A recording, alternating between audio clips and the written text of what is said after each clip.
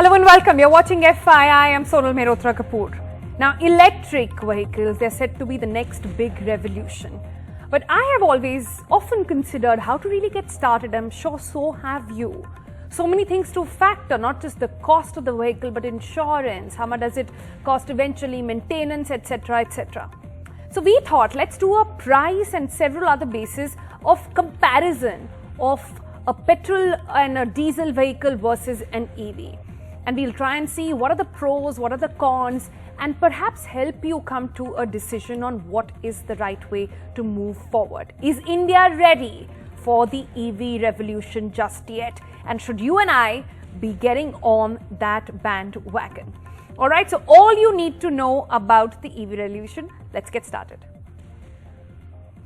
All right, what is that? First, let's just cover some basics over here. Cars or other vehicles powered by electricity, not by fossil fuels. That's the basic definition of what an electric vehicle really is.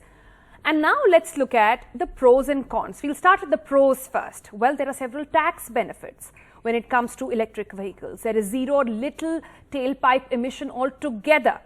But remember, this is a bit of a area which is often talked about. People say, but emissions may be produced by the source of electric power as well, right?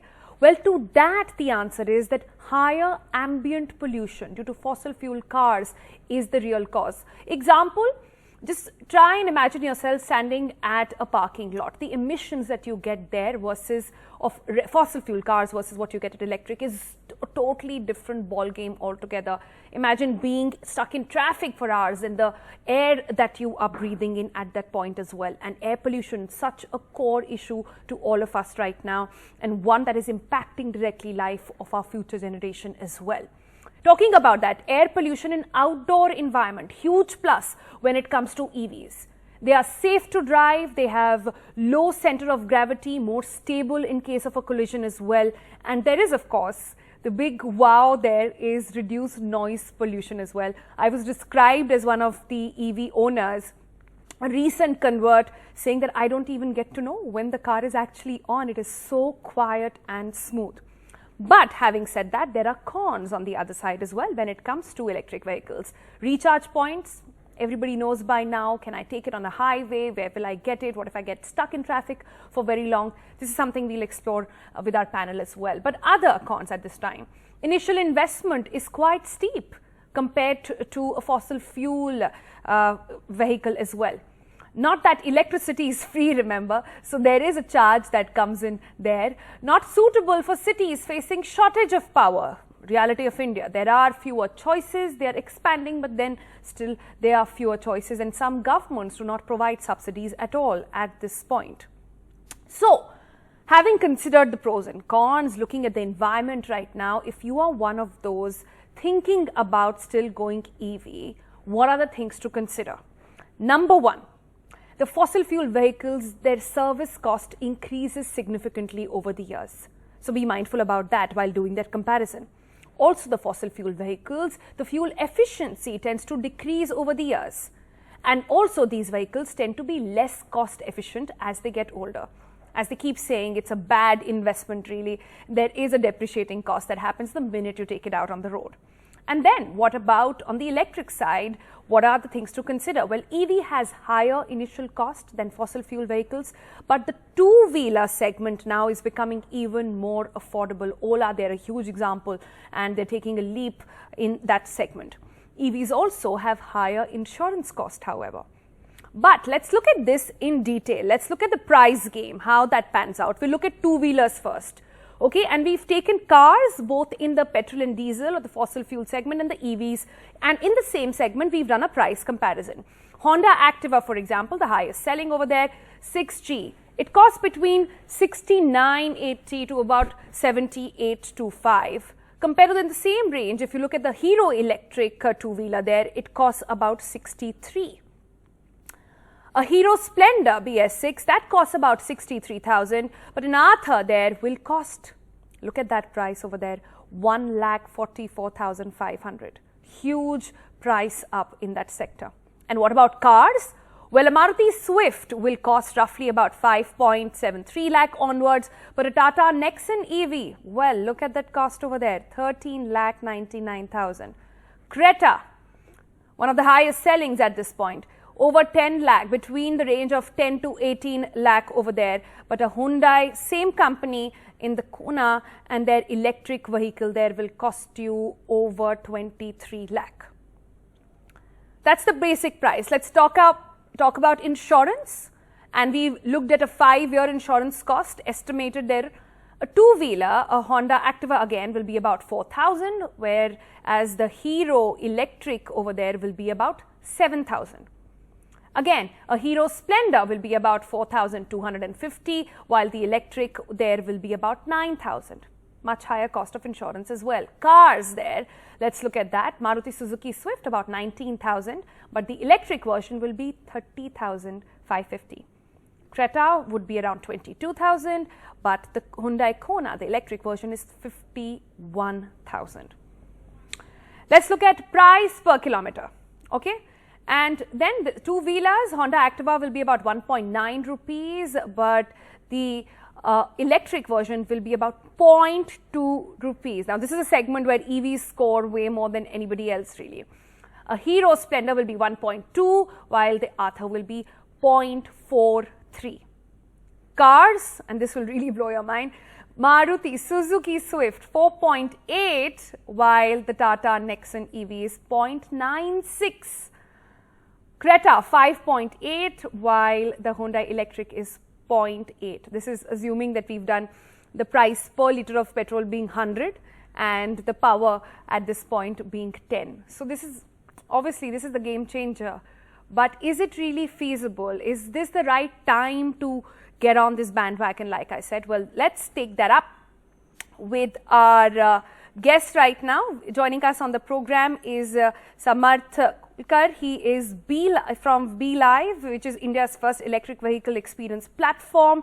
It follows an experiential approach of driving adoption of electric mobility. So it's a good way to sort of get started, see if you're really meant for it, see how it goes really. So that's a sort of cool opinion to look into. We also have with us Apurv. He's the co-founder and CEO of eTRNL Energy. It is an India startup in the electric vehicle space as well. We have with us Sudhir Nayak. He's the co-founder and CEO of Sunfuel Technologies.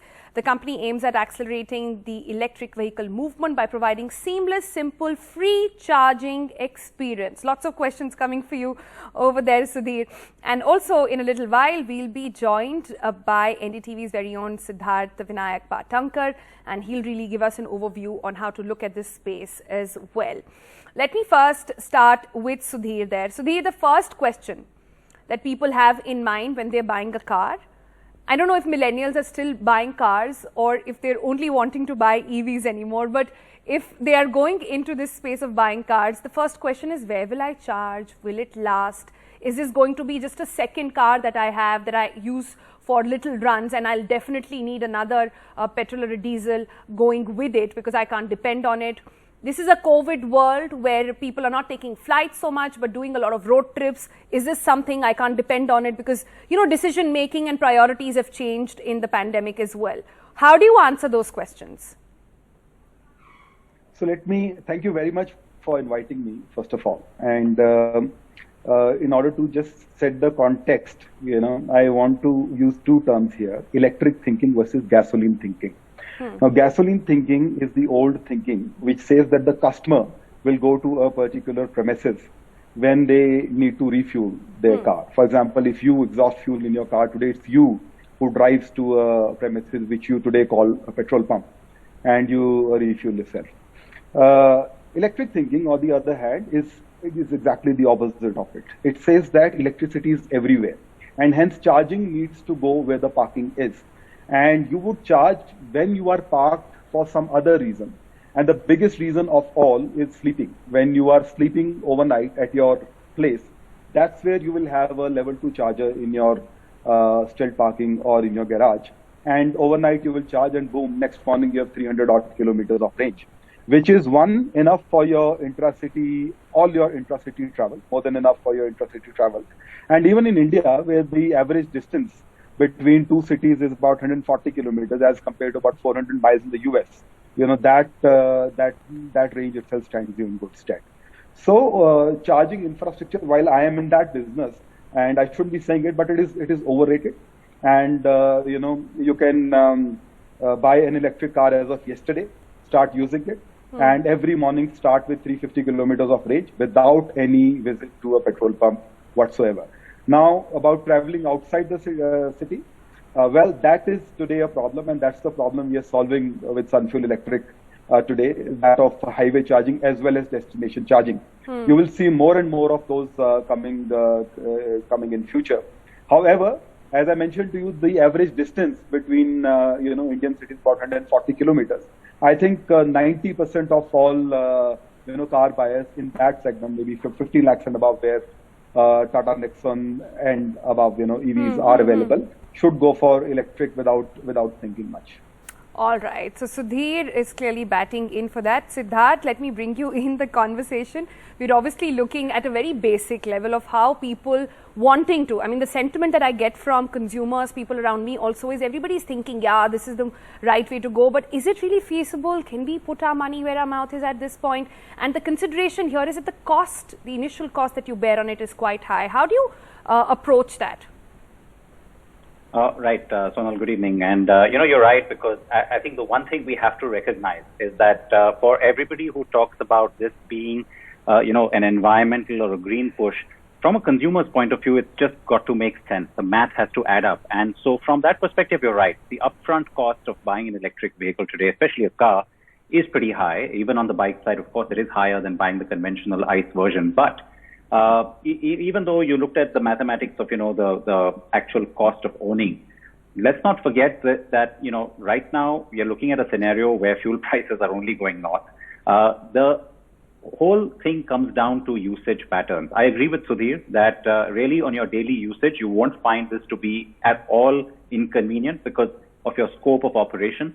And in the long run, the costs also add up because don't forget there's also depreciation benefits that you get, which are much higher than a regular vehicle. So really, that's one part of the mathematics that hasn't yet gotten included in a lot of people's calculations. So yes, it is feasible, it's practical, it's also not as scary as what most people think. Not as scary as well. Okay, let me bring in Samarth at this point. Samarth, you're doing some initial stuff over there. You're trying to give people an experience of an EV first and then asking them to really actually get onto it. I believe there was a project that you launched in Goa. What happened there? What was the feedback? So again, thanks for inviting me over. So we are in a space where we realize that there's a clear gap between the consumer and the manufacturer. And that's what was creating a lot of issues in terms of driving adoption. So what we did was we tried to build a model of experience around tourism, because that's where we thought that people are much more experimental in trying out a new form factor of vehicle, and it worked. We launched it in Goa. Today we are in about 15 locations across 9 states. And what we realized very clearly was quite a few apprehensions that people came in. First of all, almost 95% of the folks had not touched an electric vehicle in their lives. So today we have 15 locations live, people experiencing EVs, and which led us to the next level, which is launching multi-brand online, which again gave an experience tier 2, tier 3 cities. People are moving there in terms of experimenting, seeing their usage and case accordingly. So what Siddharth said actually makes absolute sense, because each consumer or each user has its own environment. And when you look at it, from a perspective, we see that the evolution will happen in the two-wheeler segment. And that is where the focus is. That is where we want to ensure that there is enough choice, expertise, which is currently the same, and obviously the ease of ownership. Apoorv, quickly come in on this.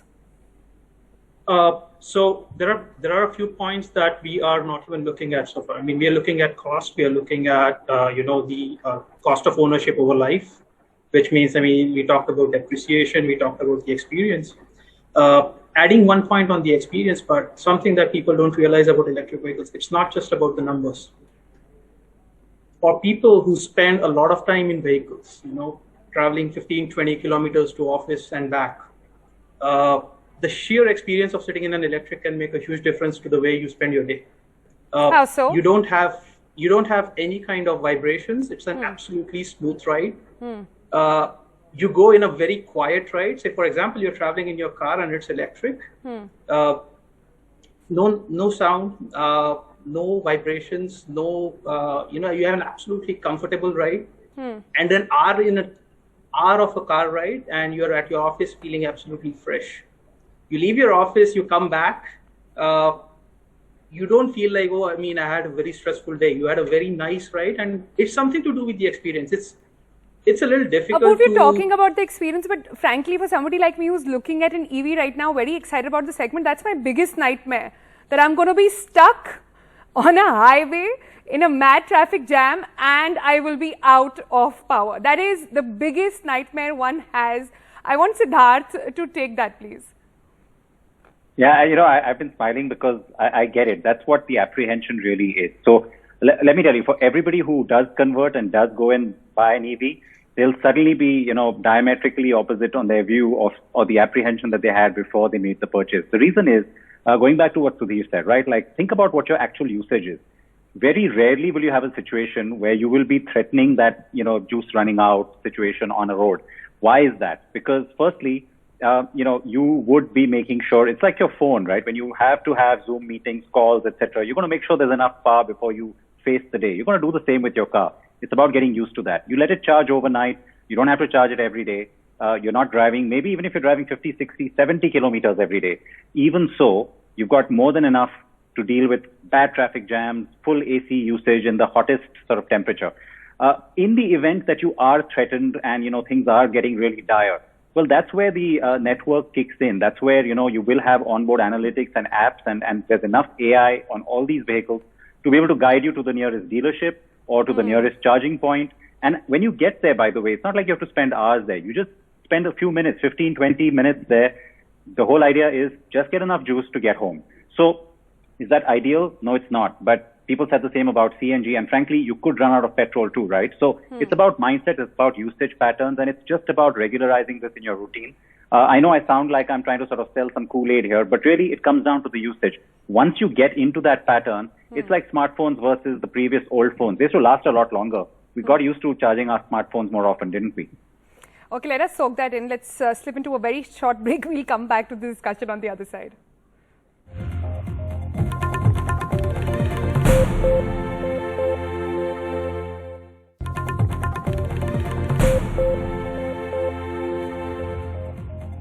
Welcome back. We are talking about the electric vehicle revolution. How can we talk about it and not bring in Ola in this conversation? So joining us now is the CMO for Ola Electric. We've got Varun Dubey with us on the program. Thanks so much for your time, Varun, and such an exciting time for you.